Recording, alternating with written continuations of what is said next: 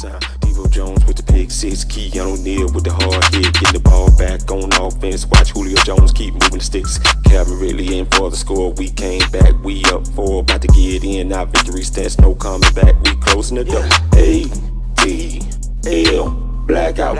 A-T-L blackout. What's going on, football fans? It's me, J.R. Clark, back with another rendition of the Coach's Show for Pound for Pound. This week, in honor of it being Hate Week for the second time this season, I thought about talking about somebody who may stir up some emotions, may get your juices going, but it's a guy who I think should have been talked about long before now. He has presided over his unit, his side of the ball, has presided over this since 2009 and has been a consistently dominant side of the ball. So without further ado, I'm talking about none other than offensive coordinator of the New Orleans Saints, Pete Carmichael. Now, Pete Carmichael, like I said just a minute ago, I'm going to throw up his history here. Pete Carmichael has been the offensive coordinator of the New Orleans Saints since 2009. He's been with Drew Brees since his time in San Diego and has been accredited to be the mastermind behind, the Saints offense. Like, Sean Payton gets a lot of credit, but if we're willing to think about Eric Bieniemy as a head coach as far as like the Andy Reid tree goes, then I definitely think we should really be considering Pete Carmichael. He has done it, like I said, since 2009. He has been calling plays. If that was something that you were concerned about with a guy like Eric Bieniemy or even a Nathaniel Hackett, or even my last week's video, Mike McDaniel. Those guys haven't necessarily always called plays, so that can be a concern there when you're wanting them to bring an offensive identity to this team, which is what I feel like, at least what I've been trying to show so far, with this coach's show. But if you want to talk about like consistency, here's some of the numbers here. And it pains me to even put these numbers up here because I feel like it's, you don't talk good about your enemy, so to speak. But nonetheless, we're going to do it anyway. If you look at, the offensive rankings, they are they're in top 10 every year since 2009, right? And only one time, and that was in 2010, did they drop out of the top 10 in points. So, very consistent offense, has always put up points, regardless of who they have, whether it's, Marcus Colston or now Michael Thomas.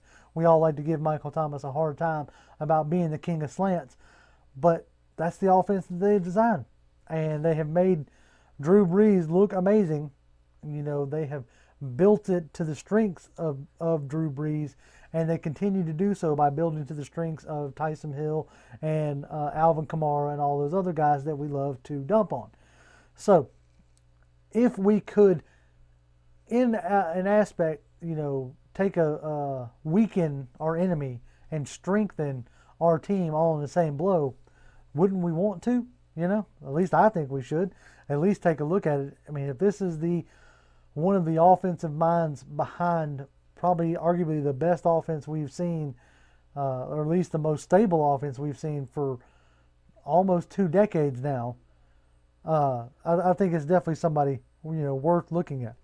And from all reports, it doesn't sound like maybe this is the reason why we haven't heard his name come up so much. It doesn't seem like he is a beat your chest kind of guy, like look at me kind of guy, which, I don't know, if you're looking for a head coach with that dog mentality, this might not be the gentleman for you. But if we're talking about a head coach that could come in and revolutionize our offense, I definitely think this is somebody we should be giving a look to.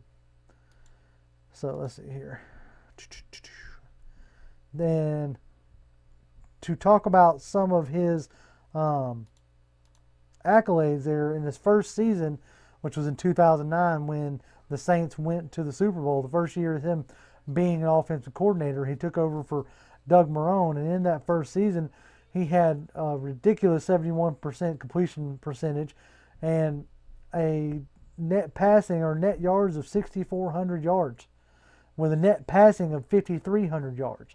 I mean, this is a guy that knows offense, knows how to put offenses together, and knows how to get the best out of the team that he has. And anybody like that should be definitely getting a consideration for a head coaching spot.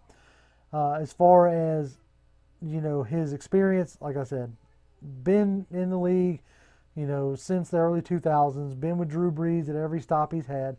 Every stop, like he's had a lot, 2 stops, out in San Diego and here.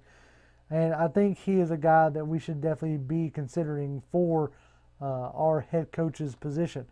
Look at the work he's done with New Orleans. I mean, I hate to put a feather in their cap, but even in the 3, 7, and 9 years, it wasn't the offense that was the problem.